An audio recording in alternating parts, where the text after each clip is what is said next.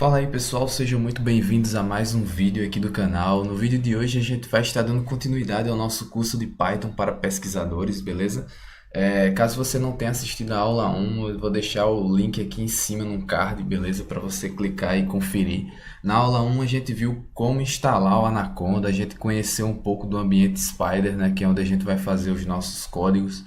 E a gente testou o ambiente, né? Incluindo aí algumas bibliotecas de computação científica e verificando que essas bibliotecas foram instaladas com sucesso no nosso computador. Então, beleza. Hoje a gente vai para a nossa aula 2 e nessa aula 2 a gente vai ver primeiro quais são, né, as variáveis do Python, os tipos de variáveis, os tipos primitivos. Depois a gente vai ver as funções input e print, certo? Ou seja, a gente vai ver as funções de entrada e saída de dados, respectivamente, no Python. E por fim, a gente vai ver operações matemáticas no Python, beleza? Então a gente vai ver também a biblioteca Math. Então fica até o final desse vídeo, porque com certeza vai ser muito importante para que você possa acompanhar as próximas aulas desse curso.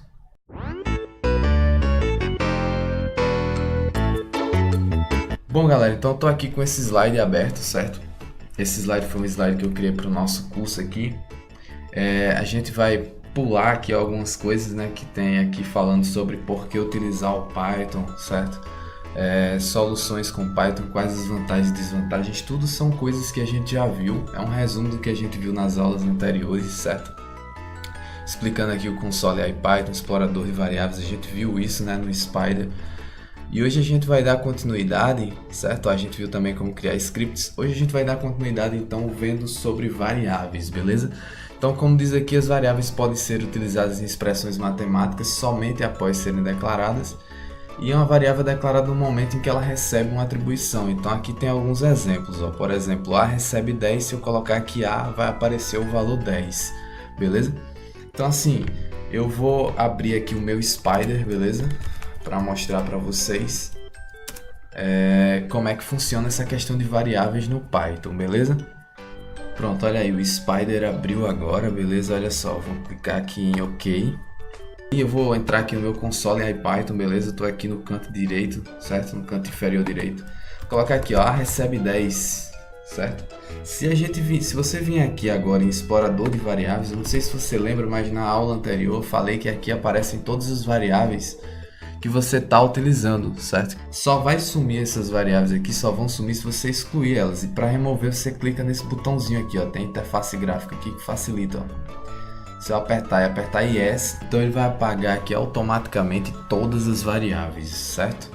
Bom, pessoal, eu vou criar novamente essa variável 10, certo? A recebe 10, vou colocar assim novamente. E a gente vai ver algumas características aqui, olha só. Primeiro, o nome da variável, a gente colocou o nome dela A, né? Então tá aqui o nome dela. O tipo da variável, que é uma variável do tipo int, ou seja, se trata de um inteiro, um número inteiro, né?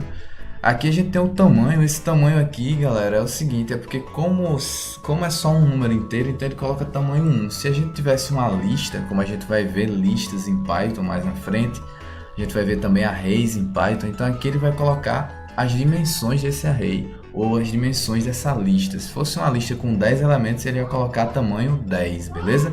E aqui tem o valor da variável, que como a gente atribuiu 10, então tá aí. O valor da nossa variável é 10, tá certo? Então a gente já vê aqui que o Python ele já cria uma variável com o tipo que você atribuir para ele, certo? Não precisa você declarar uma variável como você normalmente faz no C ou no C++, dizendo que o tipo daquela variável é inteiro, é float ou é string. Aqui ele já cria automaticamente. Se você quiser ver por meio do código, né, ou de um script que você criar qual é o tipo da variável, basta você digitar aqui print type e entre parênteses, né, essa função type aqui, você vai colocar o nome da sua variável. No meu caso aqui é a variável A. Vou apertar Enter, ele vai mostrar aqui para mim, ó, classe inteiro. Então no Python tudo é uma classe, né?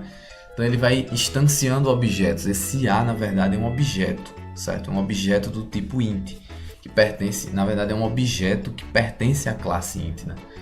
Então é assim que as coisas funcionam aqui no Python. Não precisa você dizer o tipo da variável. Se eu fizer A recebe 10.0, observe que automaticamente o tipo da minha variável aqui passou a ser float. E da mesma forma, se eu subir aqui e colocar print type A, ele vai mostrar para mim que a classe agora é float, não mais int, certo? Um outro tipo de variável que a gente conhece é o string, né? Então a gente pode criar também uma string aqui no Python, colocando entre aspas simples. Olha só, vai aparecer aqui que o tipo da variável é string, certo? Ou colocando entre aspas duplas, também funciona. Olha só, aqui a gente tem um tipo string também. E se a gente colocar aqui print, olha só, a gente vê aqui a variável, né? Então, galera, para a gente criar variáveis em Python é muito simples. É só você atribuir um valor para ela, ela já vai passar a existir e com o tipo já pré-estabelecido, né? Com o tipo da variável que você atribuiu. Então, não tem muito segredo utilizar variáveis em Python, certo? É só, basicamente, é isso aí mesmo. Por exemplo, se você colocar nome aqui, colocar aqui o Alisson Silva. Quando eu coloco, nome no caso, né? Olha só, aparece o Alisson Silva aqui, certo? Bom, mas eu posso colocar também print, é porque eu estou no console, se eu colocar só nome, ele vai imprimir para mim o meu nome, mas se eu tiver no script, eu preciso colocar o print, né? Então, ó, print nome vai mostrar o nome aqui para mim, beleza? Então, galera, vamos avançar agora aqui no slide, certo? Agora a gente vai ver a entrada de dados, e para a entrada de dados, a função que a gente utiliza no Python é o input. Então a função input é utilizada para a entrada de dados padrão. A classe por padrão no Python 3, beleza? No Python 3 é lida e armazenada como uma string, ou seja, a classe é str, né? Como a gente estava vendo anteriormente. E é possível especificar o tipo do dado que será lido. Então vamos ver esses exemplos aqui, ó. A recebe input, então ele vai receber 10. Se a gente colocar para imprimir 10, a gente vai ver que ele é de que tipo? Do tipo string, né? E se a gente colocar um casting, né? Olha só, se colocar esse int aqui e entre parênteses o input, quando ele lê a variável, automaticamente ele já vai salvar como inteiro. Quando a gente colocar aqui para imprimir, ele vai mostrar 10 sem as aspas, tá vendo? Então, significa que é um número mesmo, beleza? Vamos voltar então aqui para o nosso código. Eu vou criar um script agora, tá certo? Vou salvar aqui um script com o nome aqui aula 2, certo? Vou criar aqui, deixa eu criar logo um novo, né?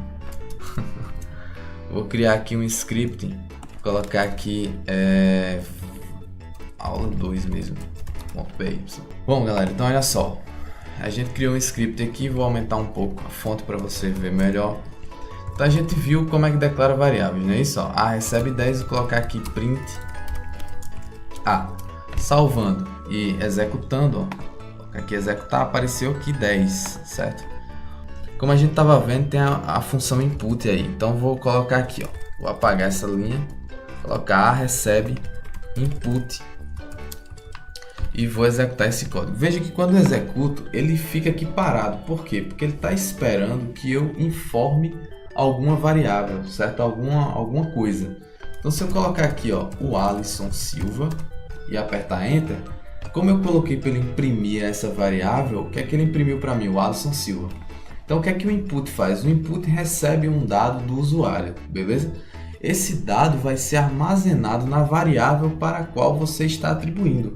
Nesse caso aqui eu estou atribuindo a variável A, então o valor que eu digitar e apertar Enter, né, ele só para quando eu apertar Enter, vai ser armazenado na variável A e depois eu posso utilizar essa variável, tá certo? Agora olha só, se eu colocar aqui para imprimir o tipo de A, é o que eu vou fazer agora, quando eu executar e colocar aqui o Alisson Silva, ele vai imprimir para mim, ó, classe string, certo? Ele leu como string, beleza.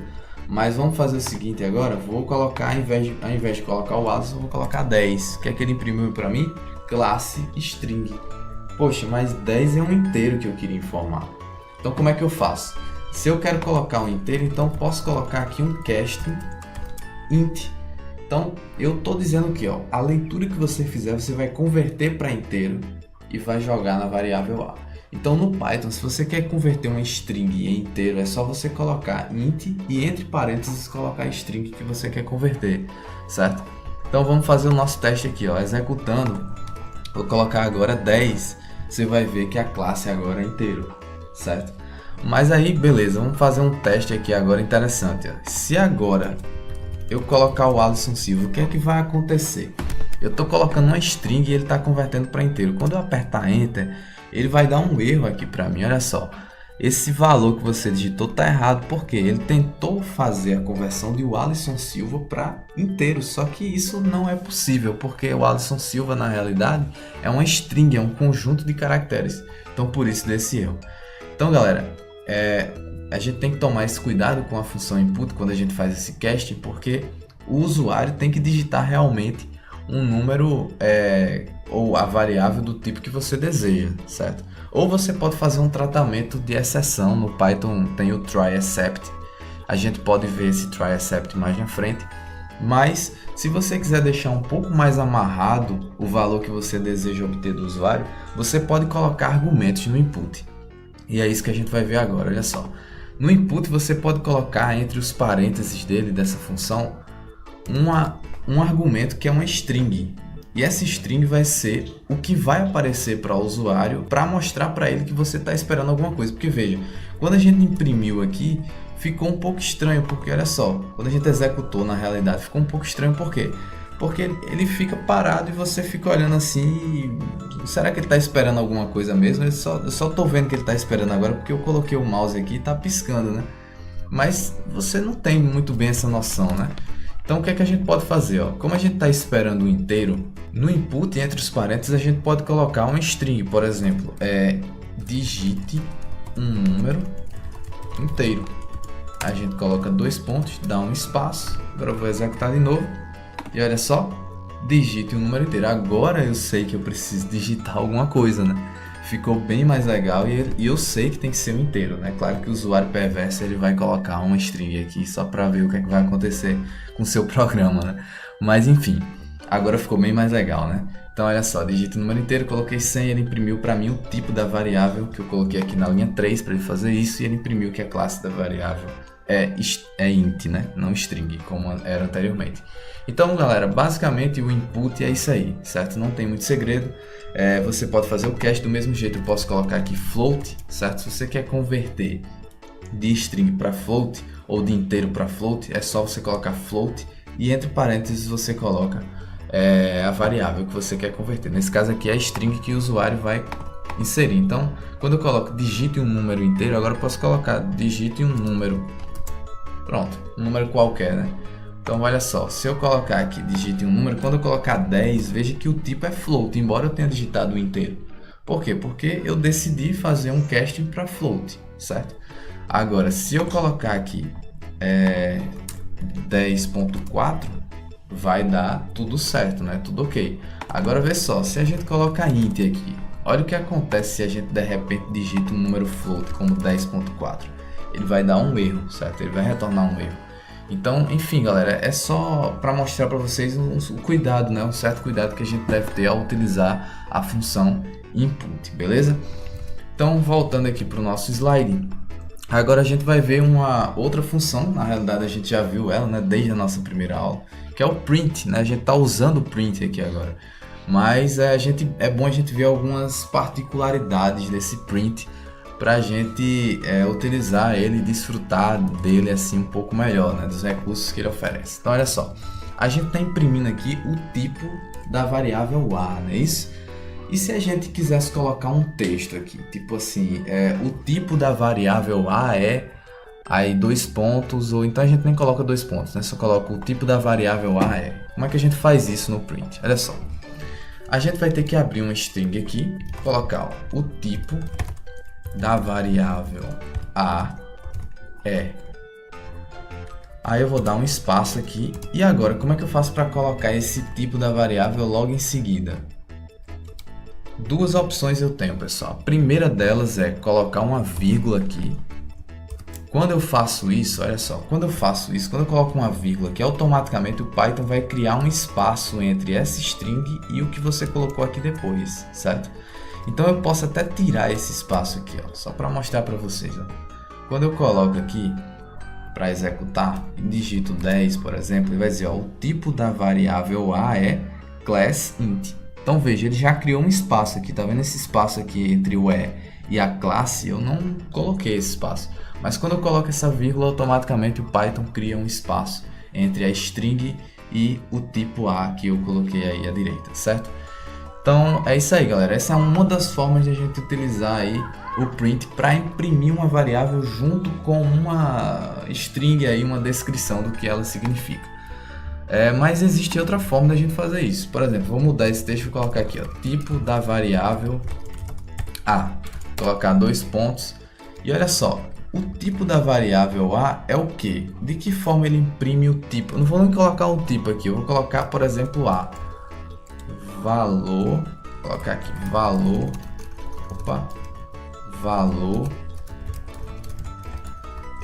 valor da variável A. Então, olha só, qual é o valor dessa variável A? Essa variável que a gente está lendo, que é a variável A, ela é uma variável do tipo inteiro, né? Isso a gente não definiu que ela tinha que ser inteiro aqui. Eu vou até mudar o nome dela, vou colocar aqui número, certo? Só porque a gente fica com um nome melhor, porque esse A tá meio estranho. Valor da variável número, certo? Qual é o valor dessa variável número? Ela é de que tipo? A gente já sabe que o tipo dela é inteiro, né? Então, existe um modificador da variável que é o %, e o tipo dela. Se a variável é do tipo inteiro, então a gente coloca %d. A variável que você colocar aqui depois vai aparecer nesse lugar onde você colocou o %d. Mas para isso você vai ter que separar a string e a variável ou as variáveis por 1%, tá certo?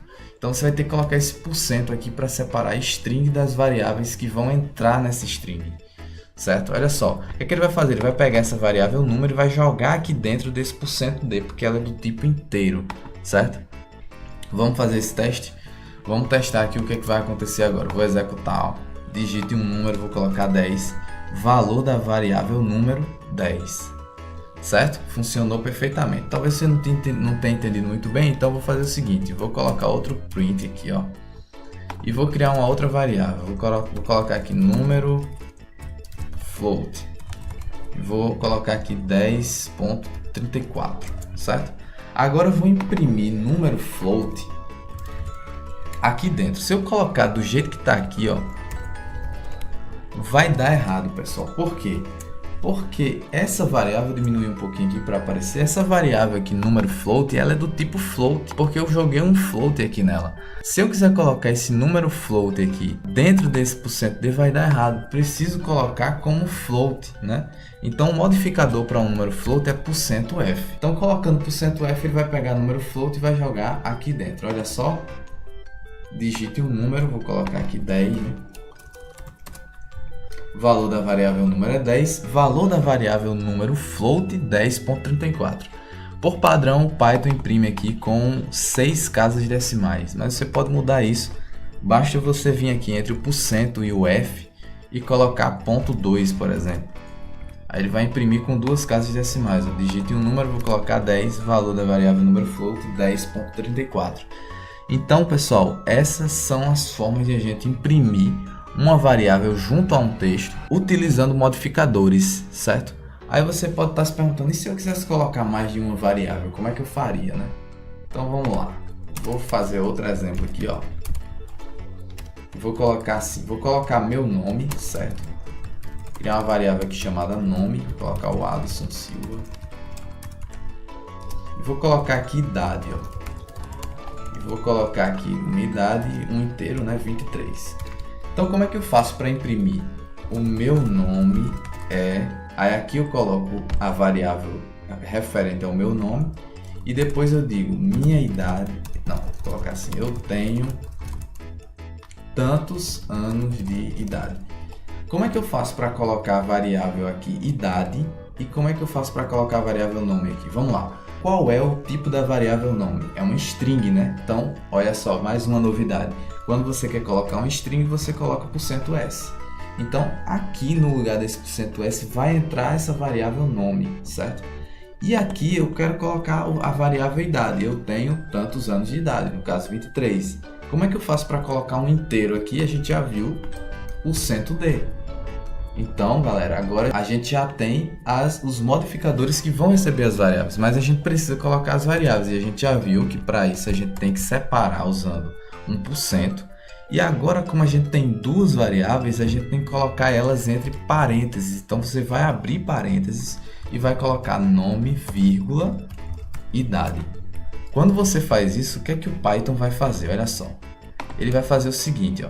Ele vai procurar, quando chegar aqui ele vai imprimir, o meu nome é %s, aí ele vai olhar e vai dizer %s, então deve ter uma string aqui para mim, para eu colocar no lugar desse %s. Então ele vai lá nos argumentos aqui, ó, e vai ver se essa variável é string. Como ela é, então ele vai conseguir imprimir e vai colocar a variável nome aqui.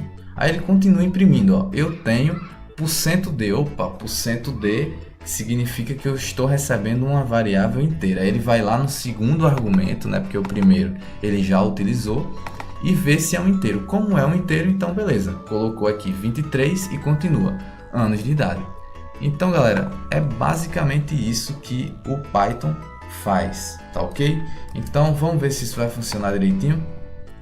Digite um número, vou colocar aqui 10, então olha só, valor da variável número 10, valor da variável número float 10.34 e o meu nome é o Alisson Silva, ponto, eu tenho 23 anos de idade, ponto. Beleza? Agora a gente já conhece um pouco melhor essa função print, a gente já tem condições agora de imprimir as variáveis com alguma descrição, o que vai facilitar muito a nossa vida para a gente conseguir compreender as coisas de uma forma melhor daqui para frente, beleza? Então galera, é assim que funcionam essas funções de entrada e saída de dados. E agora a gente já vai para a nossa próxima etapa da aula, que são as operações aritméticas, certo? As operações matemáticas usando o Python. Veja só, quais são os operadores do Python? A adição é o mais, é o símbolo de mais, né? Subtração é o símbolo de menos, multiplicação é o símbolo de asterisco, divisão é a barra, né? E a exponenciação são 2 asteriscos. Eu acho que isso é a única coisa que muda e que confunde um pouco, porque normalmente em outras linguagens é um circunflexo, não é isso? Então é bem tranquilo isso aqui. E para que a gente possa testar, ó, a gente vem aqui e faz aqui o nosso testezinho, ó. Se eu colocar aqui no Python 3 mais 3, ele já vai imprimir aqui 6 no console, né? Claro. Se eu colocar aqui, por exemplo, 3 vezes 3, ele vai colocar para mim 9. Se eu colocar 10 menos 5, vai colocar para mim 5. Se eu colocar 10 elevado ao quadrado, veja que elevado ao quadrado são 2 asteriscos e um 2 depois. Então, ele vai imprimir para mim 100. Beleza? Se eu colocar aqui 10 elevado a menos 2, tá interessante que eu coloque entre parênteses, certo? Ele vai imprimir para mim 0.01. Então, pessoal, é muito tranquilo, né? Essa questão de operações matemáticas, eu acho que não tem muito segredo. A gente já pode pular para a próxima parte, que é precedência de operadores. Toda linguagem de programação tem essa questão de precedência de operadores. Como é que isso funciona? É o seguinte, a ordem em que as operações vão ser executadas no código em primeiro lugar, ele vai fazer os parênteses mais internos. Depois ele vai fazer as exponenciações. Depois multiplicação e divisão. E por último, soma e subtração. É muito importante que você tome cuidado com isso, porque se você não estiver atento a essa ordem das operações, a sua conta ou seu resultado pode dar muito diferente, muito errado. Então olha só, para que a gente possa exercitar, eu coloquei esses exercícios aqui. Então a gente vai fazer eles nesse momento, tá? Só para a gente exercitar. Eu vou comentar essa parte aqui do código para a gente fazer isso aqui. Então, primeiro cálculo, né? Eu vou colocar aqui cálculo 1, certo? Mas não se assuste, é só o nome da variável mesmo. Aí a gente vai colocar aqui esse cálculo. Esse cálculo é bem tranquilo, 2 mais 3 ao cubo. Como é que a gente faz? 2 mais 3 elevado ao quadrado. Então, como é que ele vai fazer esse cálculo, né? Seguindo a precedência de operadores que eu falei no slide anterior. Ele vai fazer o seguinte, ele vai fazer primeiro 3 ao quadrado, depois vai somar com 2. Então, é isso mesmo que a gente deseja que ele faça, né? Então, o resultado vai dar o resultado certo, o resultado que a gente espera. Próxima continha que a gente quer que ele faça é o seguinte, ó, 2 mais 45 menos 2 elevado à quarta, né? Somado com 32 dividido por 2. Então, isso aqui é só para a gente exercitar mesmo. Vou colocar aqui cálculo 2. Opa, cálculo 2. Colocar aqui 2 mais 45 menos 2 elevado à quarta, somado com 32 dividido por 2. Se eu colocar esse cálculo assim, o que é que ele vai fazer? Primeiro, ele vai somar 2 mais 4, porque eu coloquei entre parênteses. Então, os parênteses têm prioridade. Depois, ele vai fazer a exponenciação, que é 2 elevado a quarta. Depois, ele vai fazer essa divisão, que é 32 dividido por 2. Por fim, ele vai subtrair 47 do resultado de 2 a quarta e somar com o resultado de 32 dividido por 2. Então, é exatamente o que a gente quer, não é isso? Então, ó, só para garantir, né, eu sempre gosto, por boa prática de programação, colocar essas divisões entre parênteses. Mas se eu não colocasse, você já entendeu que vai dar certo também. Por fim, a gente vai fazer esse outro cálculo aqui, ó. Aqui eu coloquei vírgula propositalmente, porque no nosso sistema, né, no brasileiro, no sistema aqui no Brasil, a gente utiliza vírgula para casas decimais. Só que nos Estados Unidos e, enfim, nos demais países, eles utilizam, né, no geral, o ponto para casa decimal. Então, assim, a gente tem que tomar esse cuidado, porque essa vírgula a gente não vai colocar vírgula lá no código, a gente vai colocar ponto. Para números float, como a gente já viu, a gente precisa colocar ponto. Então, ó, cálculo 3 recebe 4.5 somado com 3.7. Opa, não é somado, não é vezes. Olha aí.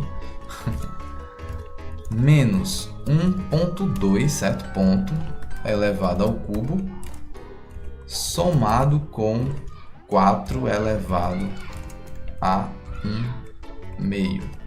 Então, observe que aqui eu coloquei entre parênteses, porque senão ele ia fazer 4.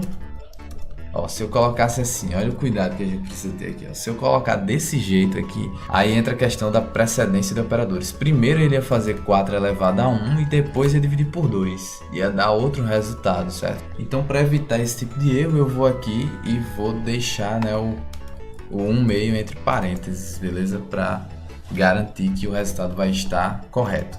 Então, pessoal, vamos imprimir o resultado desses cálculos. Ó. Print cálculo 1. Print cálculo 2 e print cálculo 3. Então estamos imprimindo aí as três variáveis, vou executar e olha só o valor de cada uma delas, 11, 47, 16.992, enfim. Vamos voltar aqui então e ver o gabarito. Olha aí, 11, 47, 16.992 e um monte de 0 e um 4 no final foram exatamente os resultados que a gente obteve, certo? Então, galera, tudo ok, a gente conseguiu fazer esses três cálculos. Eu acho interessante fazer isso para mostrar para vocês alguns exemplos. Afinal de contas, eu acho que seria um pouco chato se eu ficasse somente, olha, mostrando esses slides aqui, na verdade.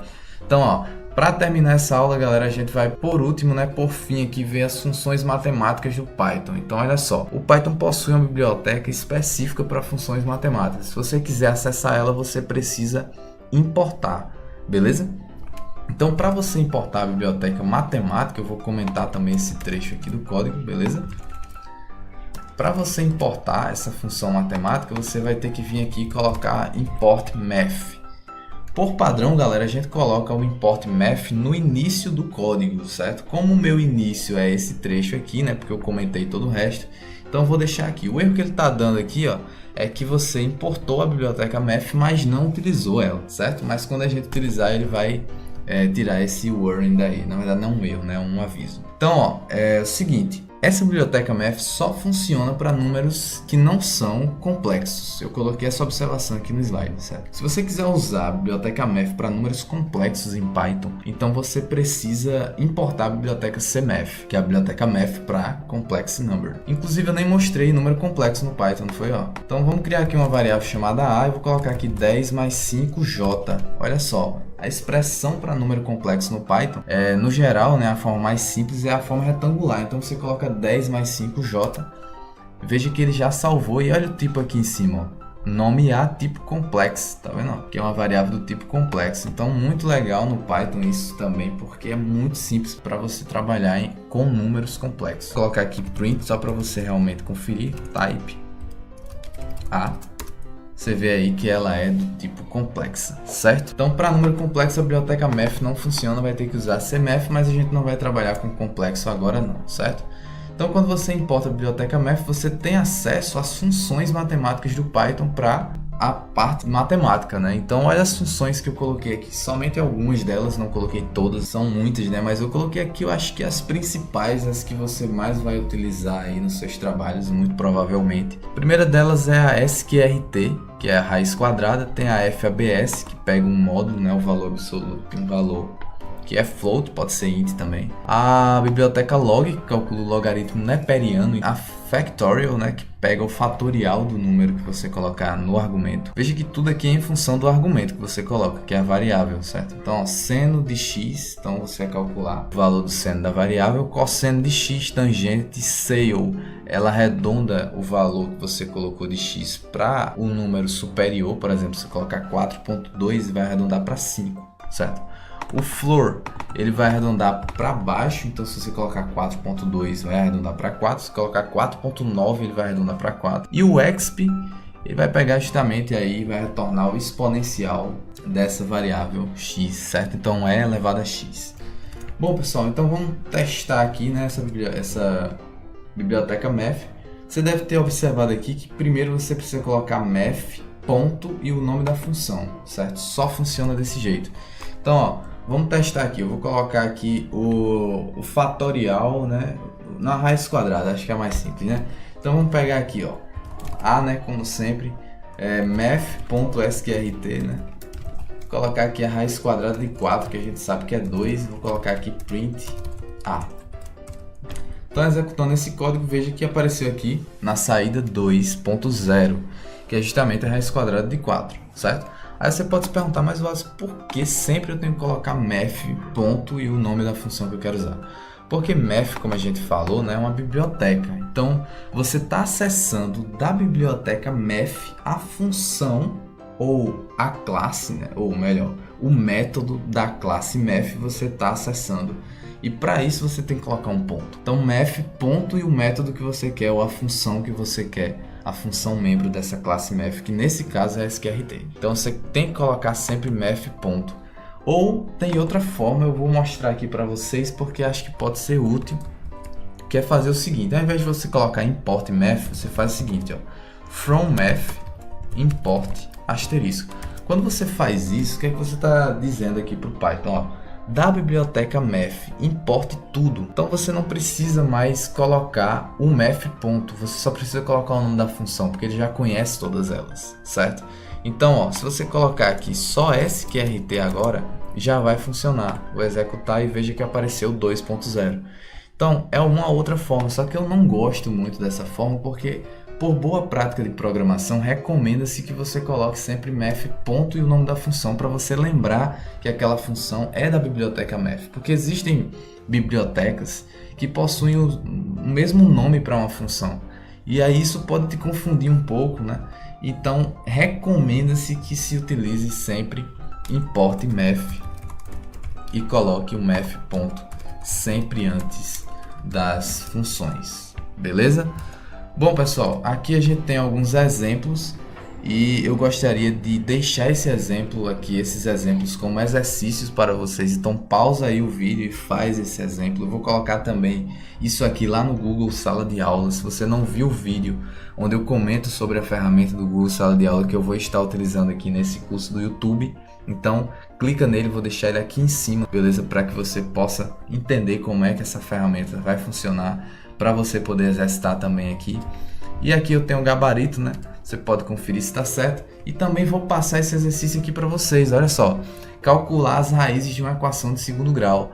Eu acho que vocês vão ter condições, né, de fazer isso aqui tranquilamente. E os valores dos coeficientes dessa equação é 1, menos 2 e menos 15. Eu quero que você calcule para esses coeficientes especificamente, tá certo?